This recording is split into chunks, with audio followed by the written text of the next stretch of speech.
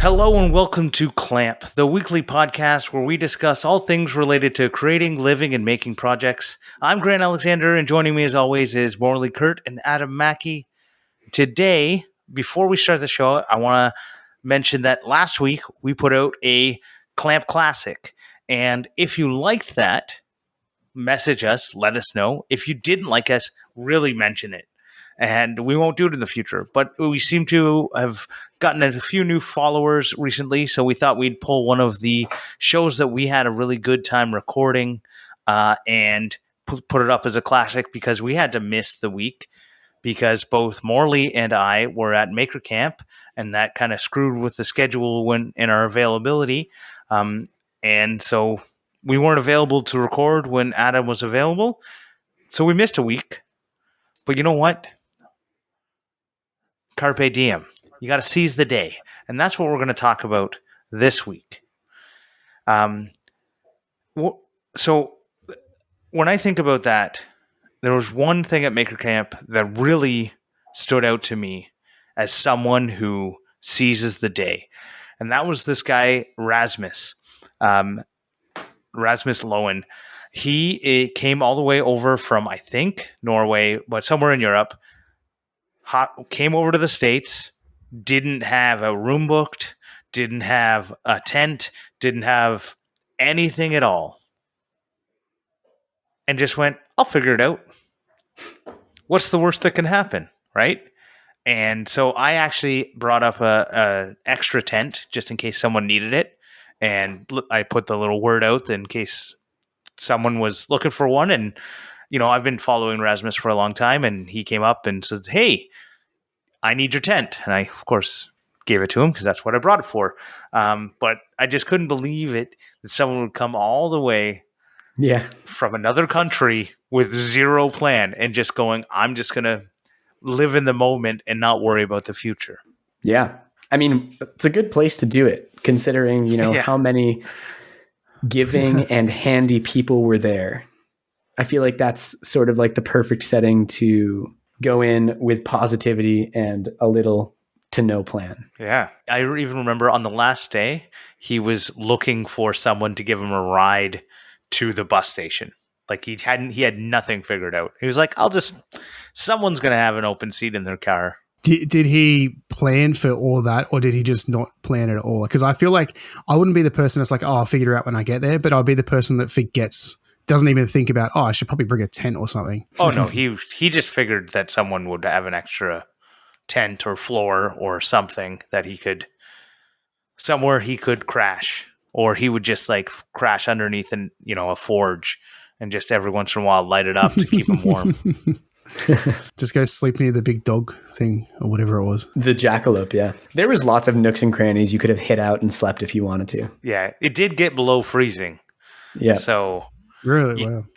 Yeah, if you were camping, it wasn't a super comfy camp experience. It was a cozy up in your sleeping bag and hope you brought a good one. So the night that it dipped below freezing and we woke up and there were frost on the tents, I would actually say that was my best night of sleeping. Because I was like, I went to bed like the perfect level of drunk. And I just cozied up under my 5 blankets and 2 sleeping bags. It was like, this is great. I'm just warm enough. I brought enough warm blankets and everything. It was more my hand that inhibited good sleeping. So the first night of Maker Camp, Friday night, I was riding around on the one wheel. I had been riding around all day. And I was talking to Jeremy Specci. And a kid asked, hey, how fast does that one wheel go? And I was trying to remember what the specs were. And then I said, you know what, let me just show you. And pretty instantly, the rational part of my brain turns off. And so I go to the end of the block because it's like a block within a campground. I turn around and I just floor it. And all I have in my head is I'm going to go as fast as possible. And basically, the one wheel is self-balancing, but only to a point. So if you lean too far in either direction, it'll kind of you'll overload it and it'll just stop balancing and it'll tip down to the ground. So I was going really fast and I was like, I'm going to go even faster. So I leaned really hard forward the nose hit the ground. I flew off and just slid across the ground on my side.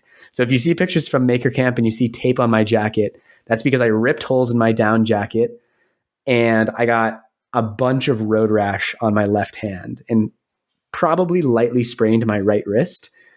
It made forging for a bit of an interesting experience, but I was still able to do it.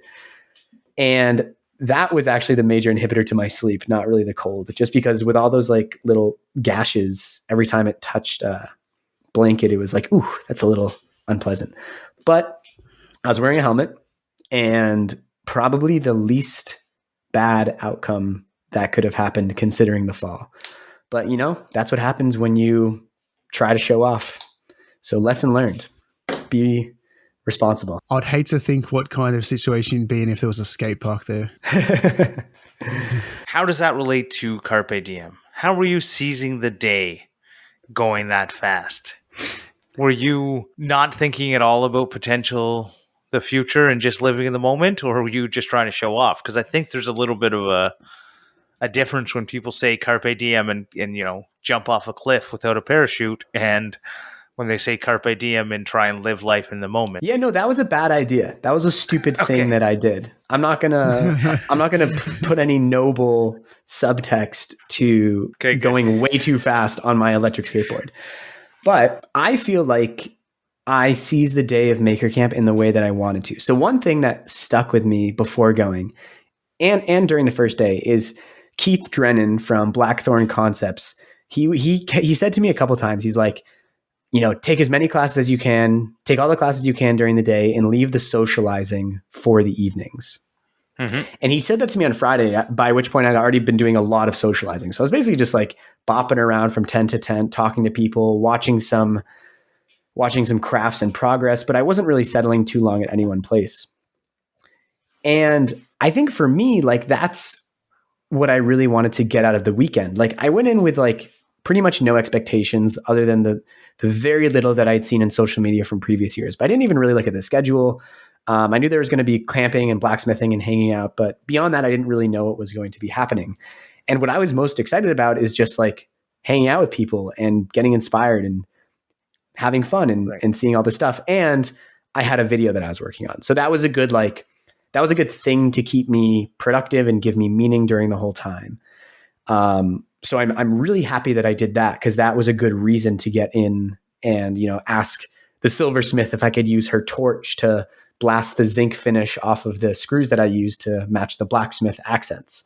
And, so I could totally understand someone wanting to like do all the hands-on classes, but because my focus is making videos more than it is like becoming the best crafts person that I can, I'm really happy with how I spent my time in that.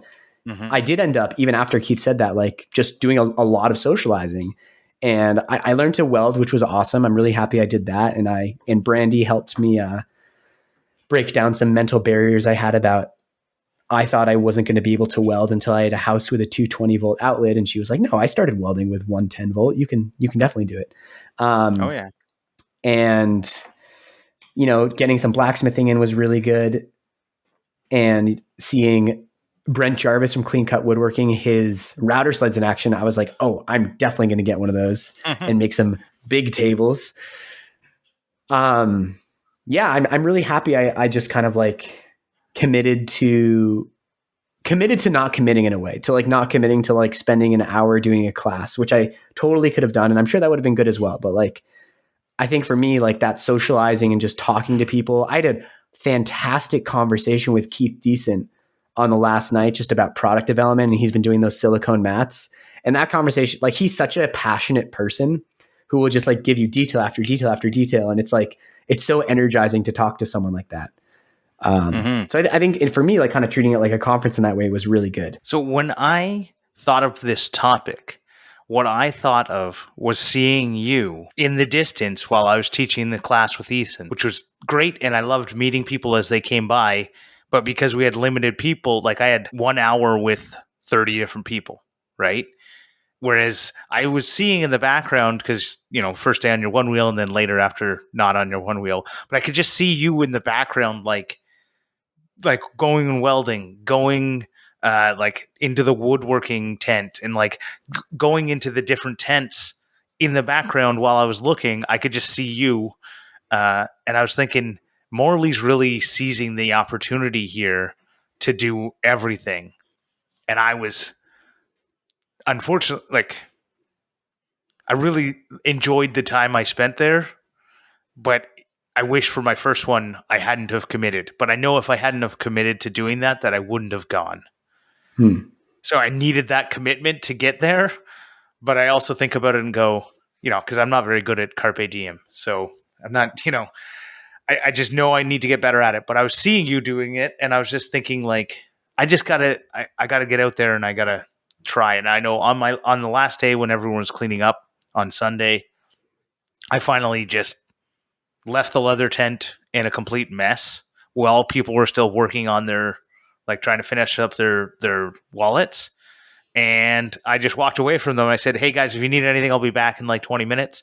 And I got Brandy to teach me how to, she gave me, like, they were literally like cleaning up. And I was like, can I just pull the trigger? They're like, if you just want to pull the trigger, you don't have any like project you need welded. Yeah. Throw on a mask. Let's get it going. And gave me 5 seconds of instruction and said, work on making beads. And I was like, sweet. And it made sense after a minute of trying it. I'm ready to plug in my welder and give it a shot. Do you think there was too much to do? Or do you think you could have got everything done you wanted to within, like, seizing each day? Yeah, like, as someone who wasn't tied down to a tent, I don't think there was too much to do, because you're there for 3 days, which is a long time. Like, you could easily exhaust 10 options in 3 days. So I like that there was like a surplus of stuff, because it always, there was nothing like the first, I would say, 3 hours of Maker Camp, when you're seeing everyone for the first time and you're seeing everything for the first time, and there's still all that novelty. And then, like, you get a sense for it, and you kind of decide who you're going to spend more time with. Although I did try to make a very concerted effort to not spend too much time with any one person. I made an effort to, like, try to sit down with different people at every meals and not fall into like a clique. It didn't really feel like it was a project focused thing. There were a couple things that took advantage of multiple tents. So I have up on my shelf so Avid CNC, they had a tent where you could, like, plasma cut out this little, like, tea light holder, and then you would deburr it at, like, the abrasives tent, and then you would bring it over to the Lincoln Electric tent where you would weld it together. So it was a way to, like, unite these different tents with a physical project. And there was, like, the knife making classes and the blacksmithing. I didn't do any of the blacksmithing classes. I just went to open forge in the evenings. So, like, each evening after dinner, the forge was just going, like, pretty much until midnight. And that's when I worked on my Maker Swap item.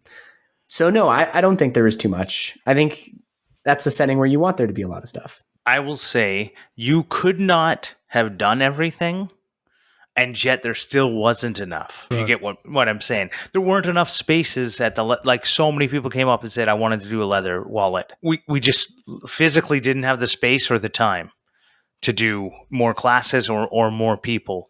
And the same with Patty Gilstrap was next to us doing a sewing class, and so many people wanted to get in on the sewing class, and people would come up and she'd be, like, constantly saying, I'm sorry, we're all booked up already.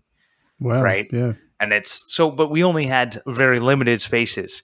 Whereas I think there were some other things where you could have a lot of people going through quickly, like the welding and the, cut the Avid CNC, cutting that thing out. It seemed like there could be a flow of movement, where ours were like 6 people sit down at the start and get taught something, and at the end have skills. There was ways to do both. What was the sort of, like, timing of classes? Like, was it classes only run from 9 to 5 sort of thing? Because I feel like I'd be so worried about trying to socialize, because you're meeting so many people that you've talked to over the years online that you've never actually met in person, that I would actually just want to sit and chat. Or a lot of people did that, which is exactly why Keith gave that great advice, and he gave the same advice to me.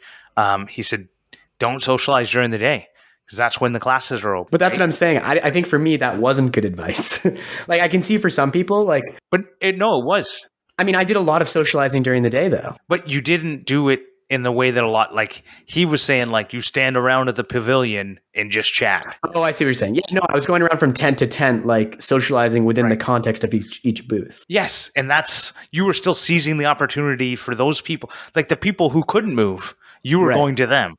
There were people who like didn't leave the pavilion I see. because they were just stuck in conversations with people the whole day.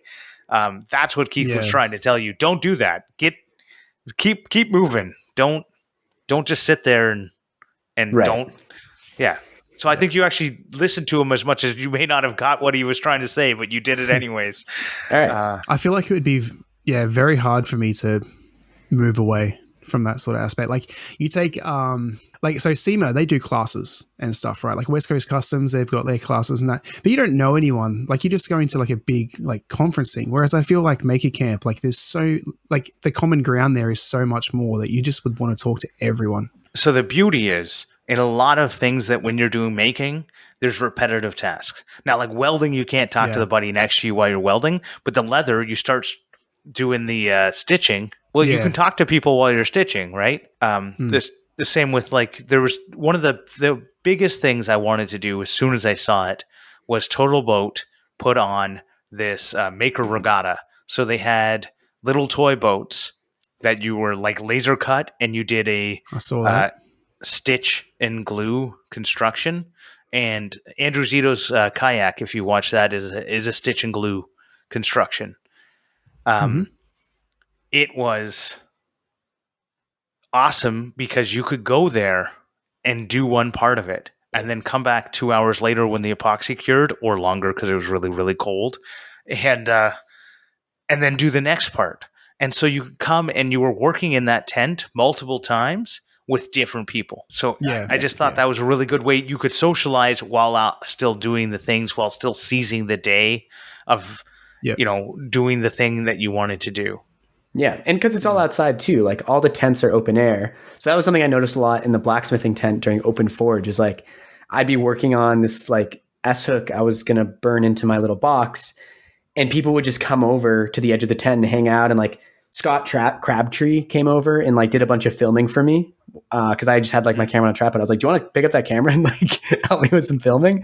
So yeah, I think the event being open air was a huge contributor to allowing for that mixing.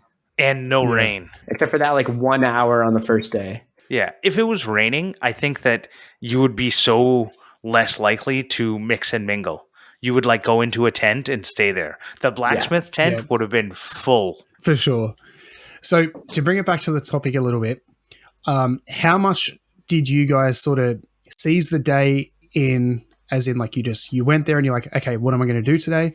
And how much of it were you prepared before you even got to Maker Camp, for instance, of what you wanted to do? So like me, for instance, I know that tomorrow my kids are going to be at school and I'll probably get some time in the shop. I'm already thinking, all right, what am I going to get done tomorrow?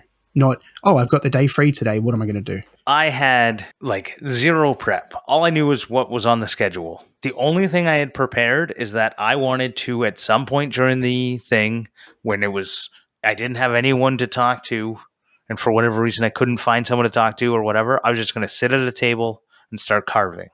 And I did that, and I ended up meeting some people who listened to the show, which was really cool. Just people sat down and were like, I listened to Clamp, and we had a really great Scott Goodsell he's a guy who's from Canada.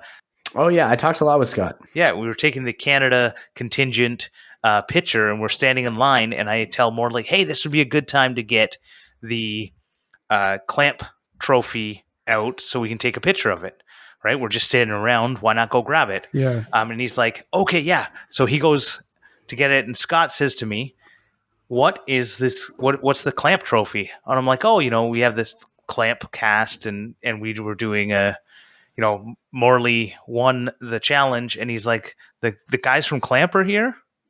I'm like, yeah, I'm the guy from Clamp. And he's like, I just started listening to it when from David Pajuto's mention of it on Making It, and he'd only listened to a couple episodes, so he didn't have our voices down yet. Yeah, that was hilarious. That's how he's good. I love that. I've heard so many people like talk about like heaps of like famous people, and they're like, oh, someone will be like, oh, I like this or whatever, and you're like, yeah, that's me. So in terms of preparation, what I wanted to talk about is I'm not very good at preparing, and I'm not very good at seizing the day. I somehow get things done. I don't know how. But I had like a long conversation with Andrew Zito because he drove up and back with me. And we had a conversation about like being prepared and thinking about the future and setting goals. Like, because he asked me during the car ride, like, what's your next project? I asked him what his next big project was, and he told me. And then he asked me the question back, and I went, I don't know. I don't know. And I just went, like, I don't know. The only thing that's been on my mind has been building this silly play structure for my son, but I finished that like a month ago or more. So, and I haven't got another big project lined up. Like, I've got so many little projects, but they're not what I, thing, but I don't know.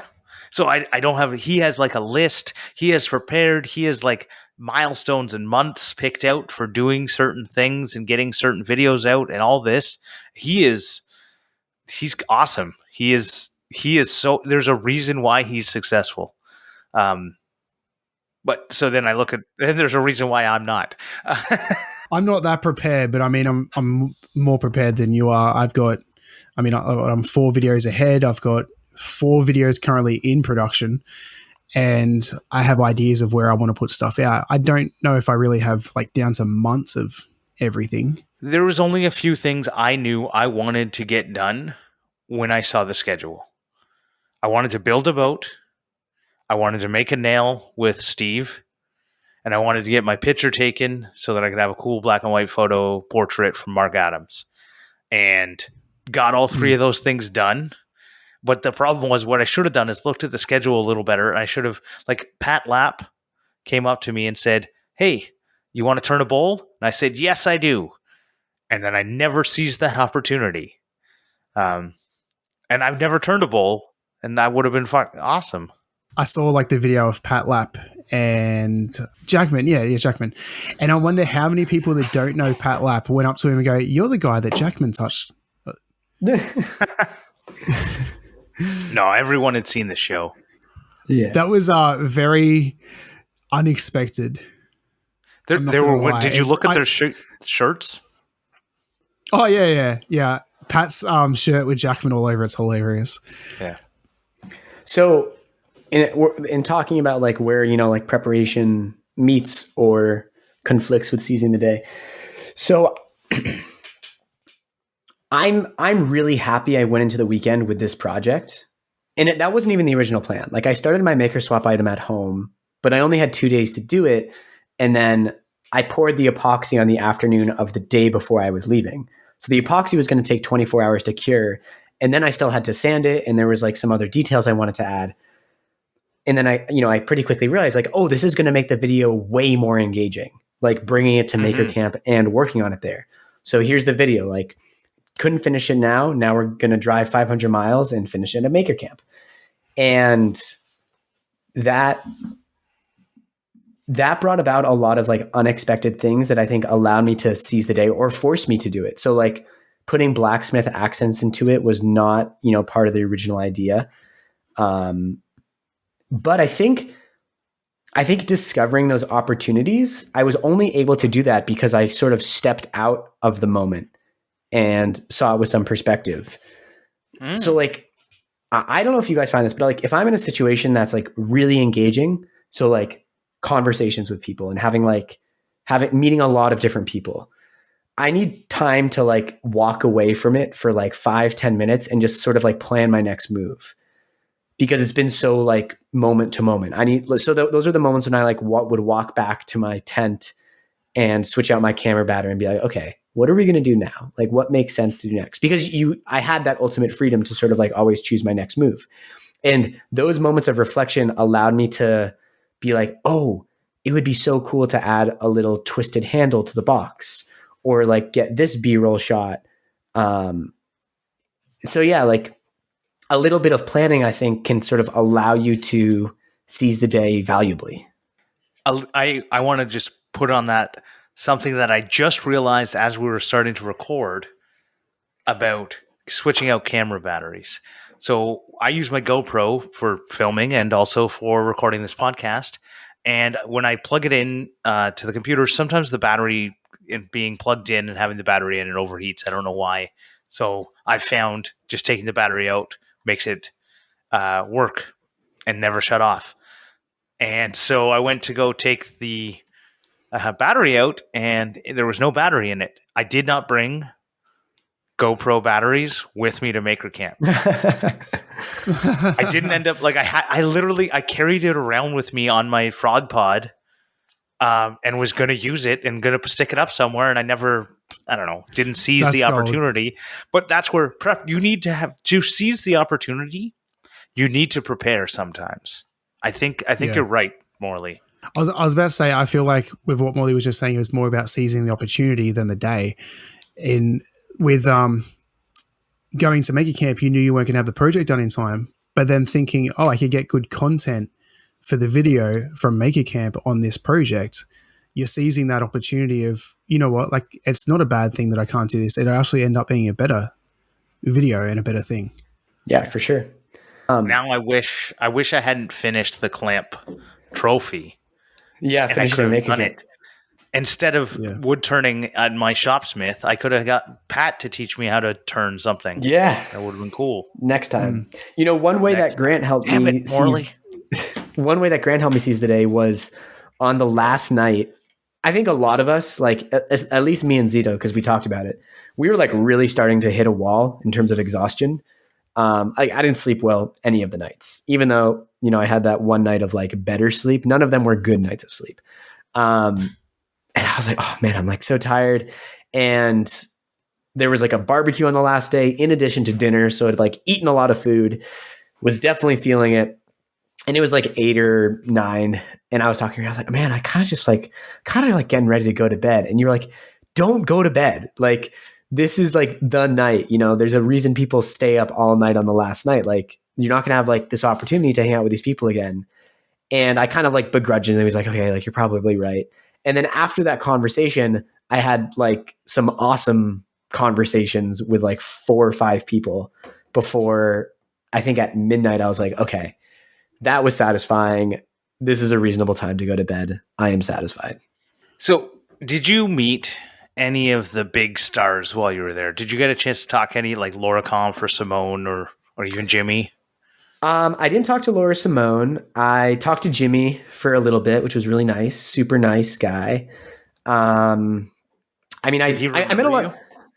Yeah. I mean, he pointed me out. He's like, oh, Morley Kurt. I was like, oh, so it was actually funny. Like the moment I got there and the employee of the Blackthorn was taking me on the go-kart to my campsite, I passed Jimmy and I like pointed to him and then he recognized me. He's like, oh, Morley Kurt. And, Nice. And so then later that day, Awesome. because we had that sort of misconnection, that was this kind of icebreaker for having a conversation. One thing I find with like, when you know someone and they don't know you, you need that kind of icebreaker to start talking. Cause like, I don't want to fanboy. I don't want to go up, and maybe some people do like doing this, but personally, I don't want to go up to someone and say like, I'm your biggest fan or like you're a huge inspiration. And I, I'm sure people would enjoy hearing that, but anyways, talked to Jimmy, which is really nice. I talked to a lot of people who I had like messaged with, but I'd never, talked to in person. So like Keith Decent, way taller than I expected. I will say that. Oh yeah. Jimmy DeResta, shorter than I expected. And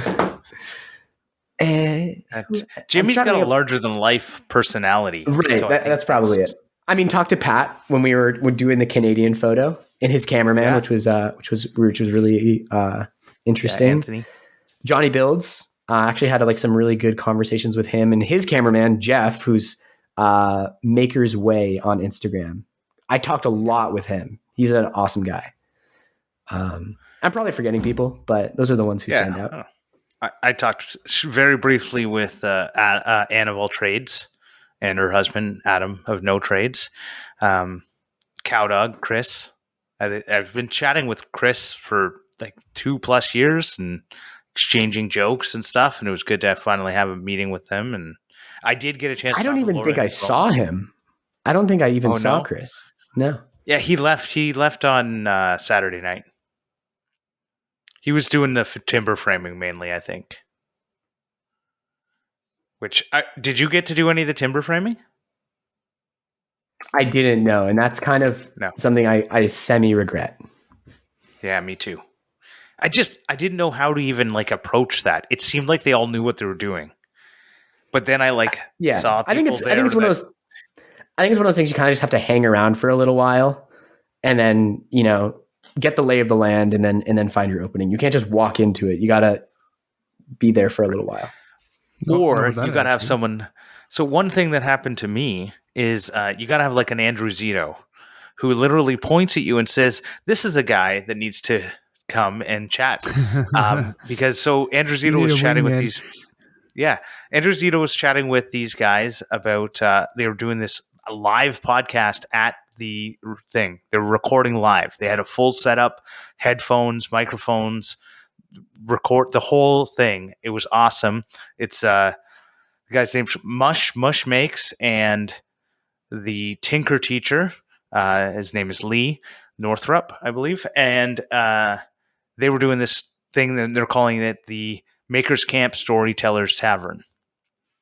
And so they were interviewing people. So Andrew's like, "Oh, you got to talk with this. Grant's got good stories." And I was like, "I guess I do."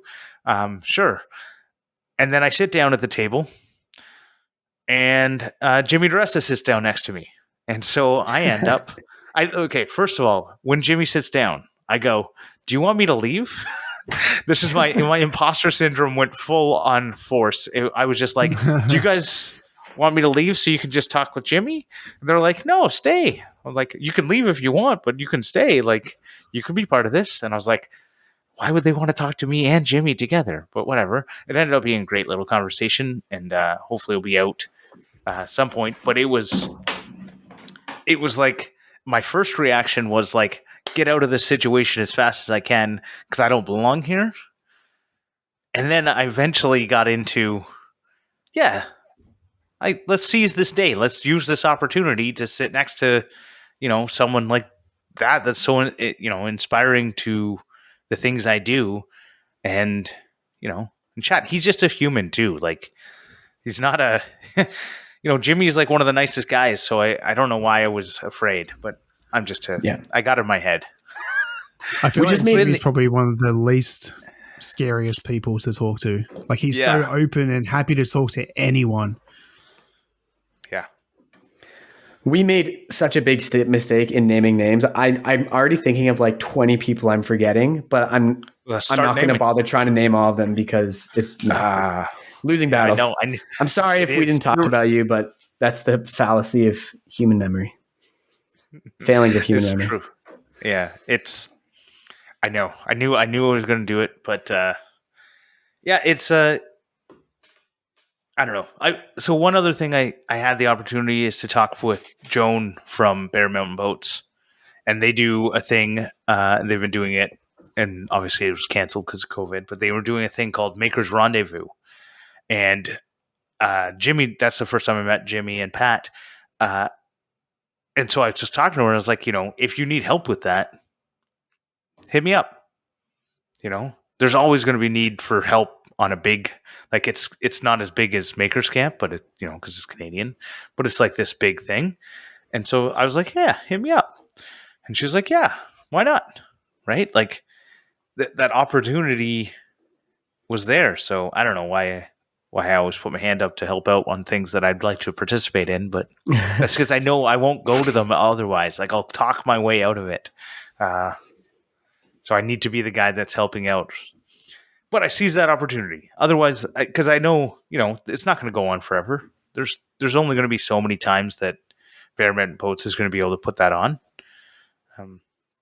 They're not young people, right? So,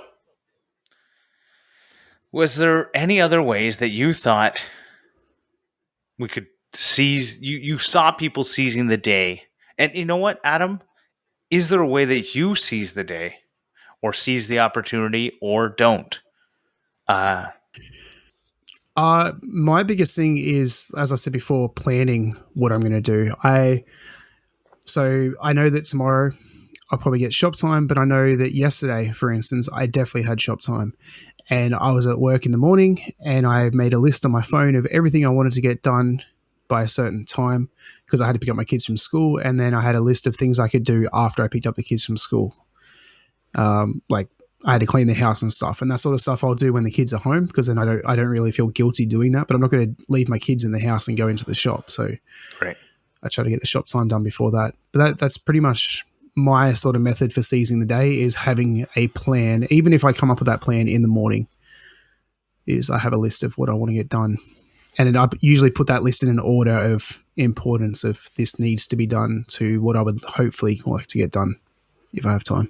Some good planning, I think, can help you 100%. seize the opportunity. Being open to opportunities, I think, is the way to be the best.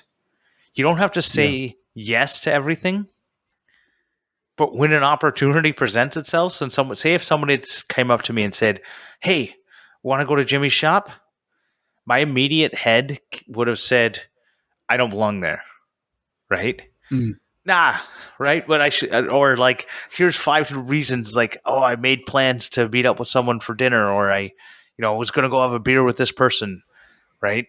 But I gotta say, I gotta be open to opportunities and not worrying about. Like you just said, you were sitting at the table. Jimmy came down and sat next to you, and your first thought was, "I should leave," but then no, you seized the opportunity and you had a great conversation with Jimmy. Yeah, yeah, that was good. It was sometimes also we just really gotta get funny out of our head. how many people came up to me during the weekend and said, "Jimmy knows who you are," and I went, "That's like." It was just like people were like, do you know Jimmy knows who you are? I'm like, yeah. Like, Jimmy knows who everyone is. But I thought it was really funny. Were? So there was only a couple people who caught me off guard knowing who I was. Most people, like I've been chatting with them, but a couple of people, like I said, someone who came up to me was like, while I was doing that wood carving, somebody came up and was like, I'm sorry, I can't remember his name. He didn't have an Instagram. And so he was like, I don't have an Instagram. I don't do, I don't make any posts. I make stuff, but anyways, I can't remember his name. But he was like, I listen to Clampe. And he actually doesn't just listen. He watches the video because he commented on the light behind me. And he was like, what is that? And I was like, it's my car. It was cool. When I went to the Aussie Maker meetup, I had one person come up to me that knew who I was. And it really caught me off guard. Because I was like, no one knows. Like, who would know who I am? And I'm very curious if I ever go to some sort of not conference, but make a thing. If anyone would notice me or know who I am, I think I'm getting a lot more traction on YouTube now. So maybe one day, but it's a very weird feeling. Anytime it happens, it's a weird feeling. The other Chris DeBoer caught me off guard because his like Instagram picture is like he's got like a scarf and glasses and stuff, and I can't see his face. So he caught me off guard, and I don't know. I was in the middle of doing something, and I didn't really give him the attention it deserved. The conversation that we could have had. Anyways, these are the things that I dwell on afterwards, and I've already messaged him and apologized.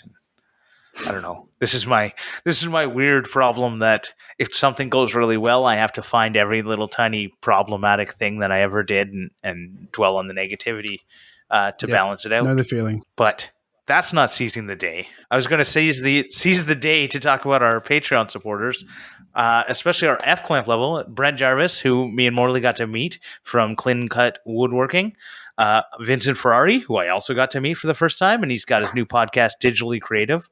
Austin from the High Caliber Craftsman, Scott Orem from Dad It Yourself DIY, and Joe Herdina.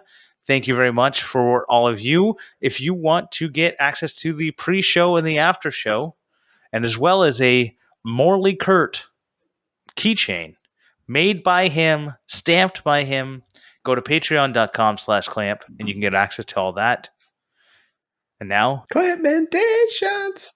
Okay, so my Clampmendation this week, I'm pretty sure I've recommended him before, but is Alexandre Chappelle or Chappell. I'm not positive how you say his last name, and I apologize. But he he does great videos on 3D printing and woodworking and all that mumbo jumbo. I just really enjoy his videos. They're just really good. He's very informative.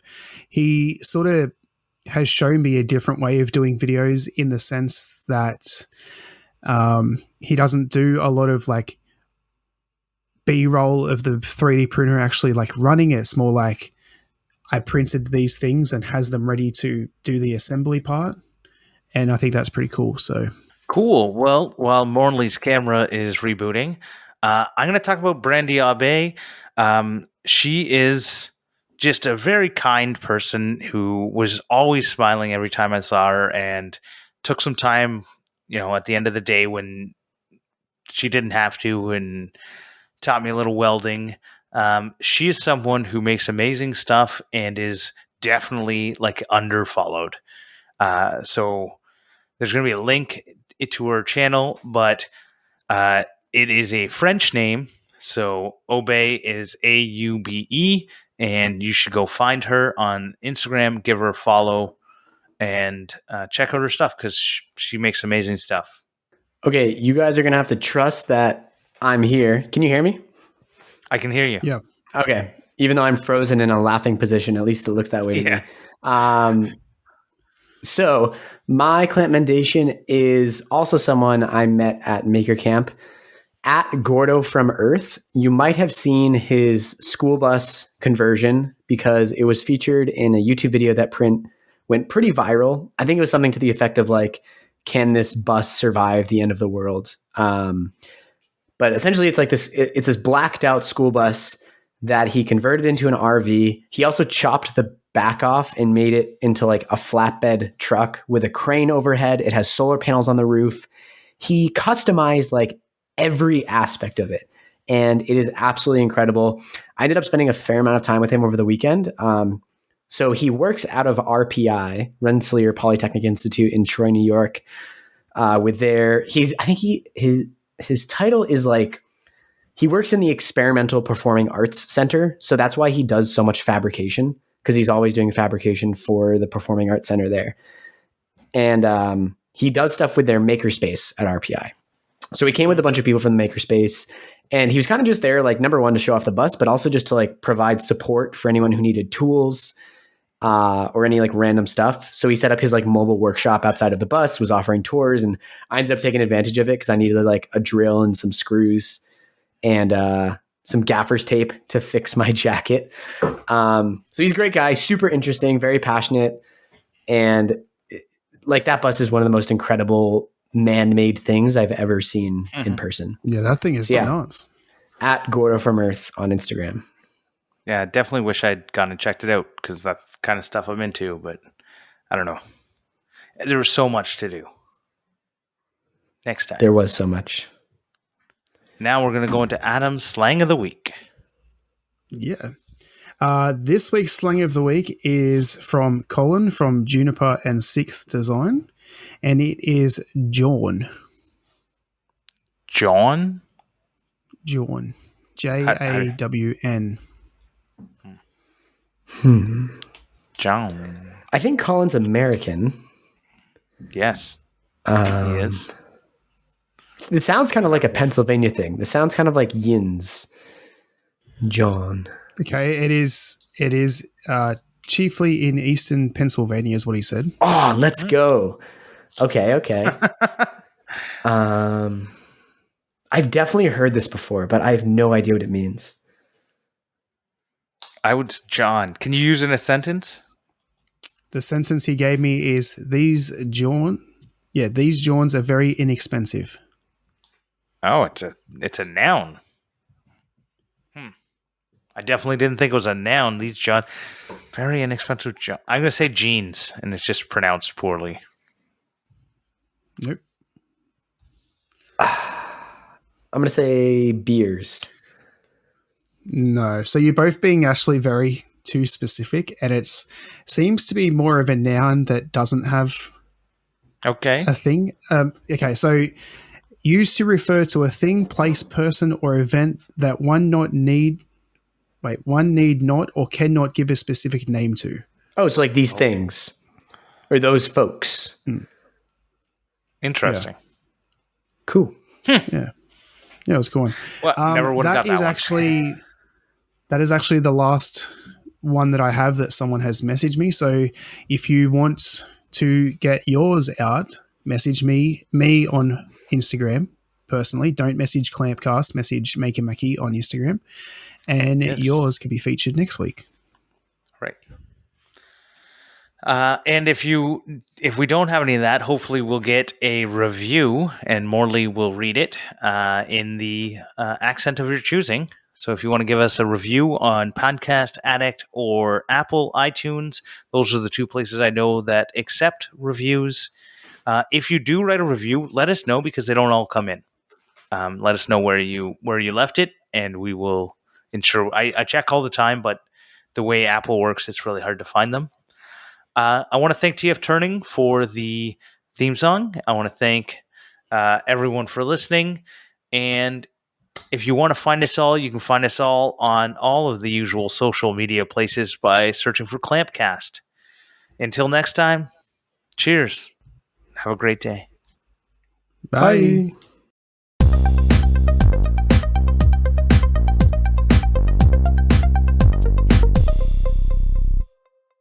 Patreon. No. Clampmendations.